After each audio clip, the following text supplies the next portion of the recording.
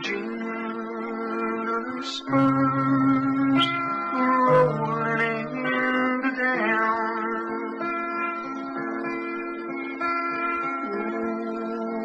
Black stallion, you bring a grim reaper. Dressed in snake hide, worn black leather.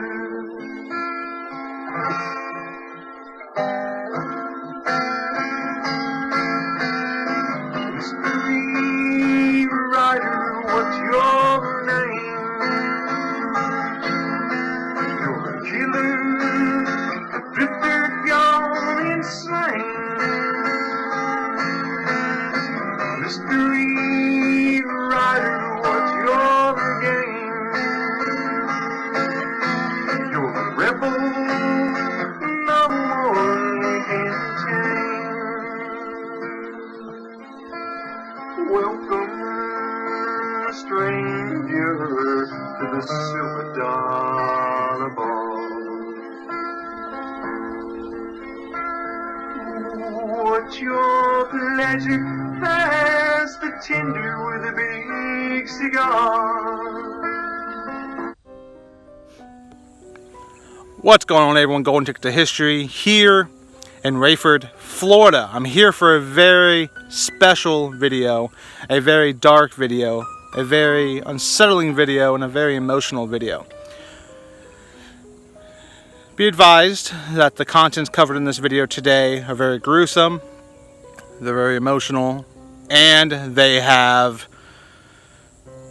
stained a town here in Florida. I'm here at the Rayford Prison Cemetery. I felt fitting to begin my video here where the culmination of the events ended. I'm here at the final resting place of one of the most notorious serial killers in American history.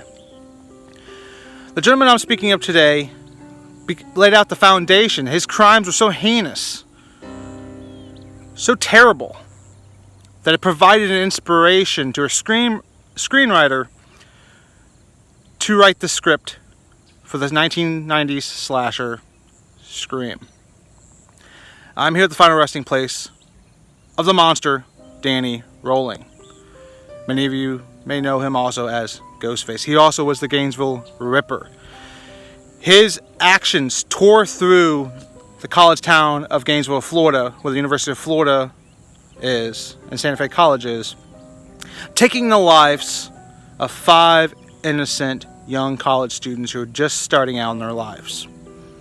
4 University of Florida students and 1 Santa Fe College student lost their lives during a 3-day killing spree in 1990. This all culminated on October 26th of 2006 when Danny Rolling faced the punishment for his crimes and was executed in the execution chamber at Florida State Prison at Rayford, which is about 2 miles that way from. You can kind of see the backsides of the prison behind me. His sentence was carried out via lethal injection. Many people may or may not believe that the punishment that he faced was far less heinous than the punishment that he gave his victims. Right here in an unmarked grave is where you'll find the final resting place of the monster, the Gainesville Ripper, Danny Rolling. On a 3-day crime spree, he took the lives of 5 Gainesville College students.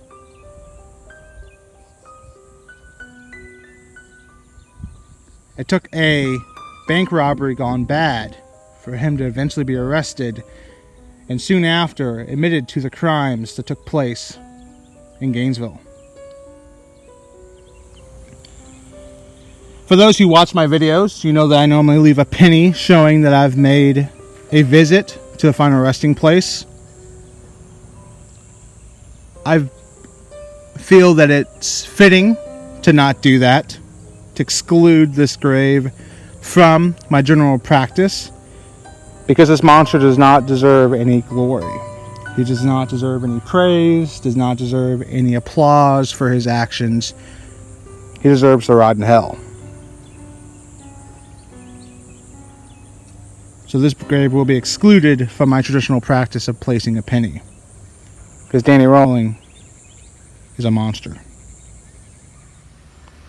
At 3 a.m. on Friday, August 24th, 1990, Rolling broke into the back door of the Williamsburg's apartment, room 113, shared by 17-year-old University of Florida freshman Sonia Larson and 17-year-old Christina Powell. Finding Powell asleep on the downstairs couch, he stood over her briefly but did not wake her up, choosing instead to explore the upstairs bedroom where Larson was also asleep. Rolling murdered Larson, first taping mouth shut to stifle her screams and then stabbing her to death with a K-bar knife. She died trying to fend him off. Rolling then went downstairs, taped Powell's mouth shut, bound her wrists together behind her back and threatened her with the knife as he cut her clothes off. He then raped her and forced her face down on the floor where he stabbed her 5 times in the back. Rolling posed the bodies in sexually provocative positions. He took a shower before leaving the apartment. Right in front of me is the back entrance that Rolling used to break into the apartments. This wooded area behind here is most likely where Rolling's campsite was throughout the duration of the murders. And 2 of the new students caught up in that excitement, Sonia Larson and Christina Powell. They were moving to Gainesville to begin classes. My name's Allison Emery, and I was Christy Powell's best friend. Christy and I met in high school. Our graduation was outside. Yeah, let us see the diplomas. Are they for real? They are for real. We were just so excited about the next phase of life, about moving forward, about college. My name is Ada Larson, and I'm the mother of Sonia Larson. Sonia and I were very, very close. You've got silver hair. Sonia was the dream child. So these 2 young women, they had met over the summer doing some courses, and they decided to be roommates. We looked and looked for a dorm that she could go to because I hated the fact that she was going to be in an off-campus location. But we couldn't find any. They were booked full. So Christy Powell and Sonia Larson had found an apartment in a complex. It's called Williamsburg Apartments. So this was move-in day for them. And this was going to be their first night in their new place together. Christy's sister and brother-in-law, as I recall it, were supposed to bring her bedroom set and all the things that she was supposed to have in the apartment. And so they arrived Saturday morning and nobody answered the door. There were some notes on the door from friends like, hey, we went out.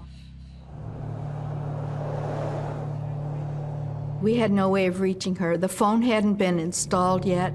She hadn't called us. And finally, the Powells, who lived closer, went over there.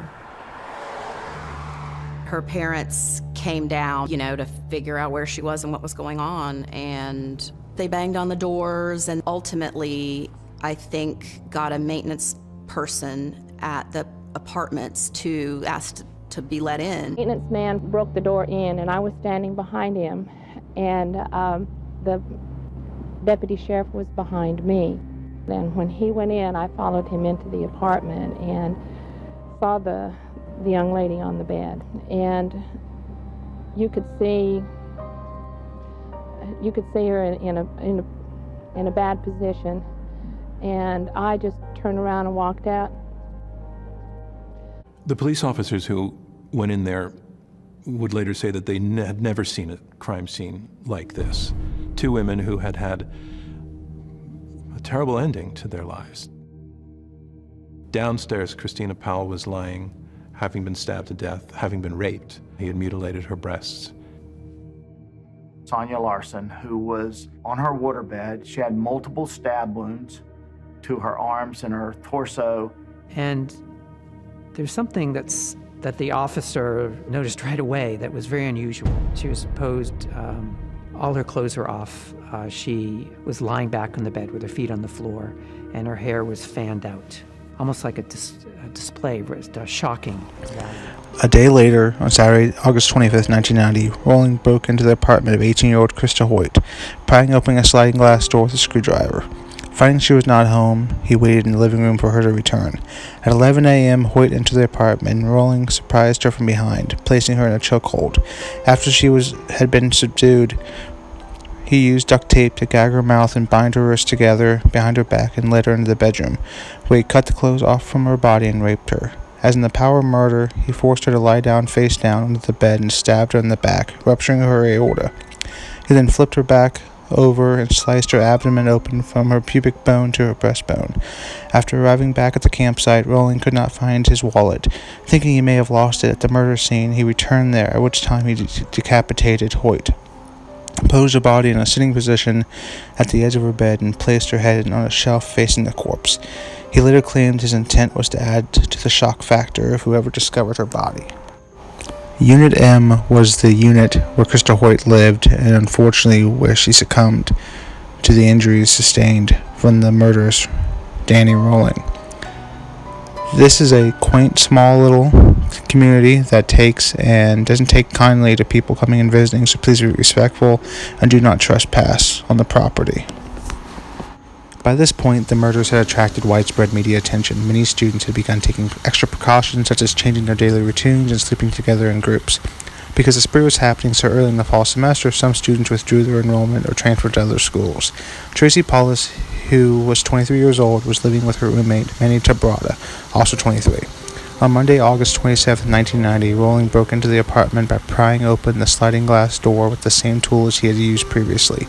Rolling found Tabrata asleep in one of the bedrooms and killed him after a struggle. Hearing the commotion, Paulus went down the hall to Tabrata's bedroom and saw Rolling. She attempted to barricade herself in her bedroom, but Rolling broke through the door. He said to her, "Is this you? Are you him?" And he said, "Yes, I'm him."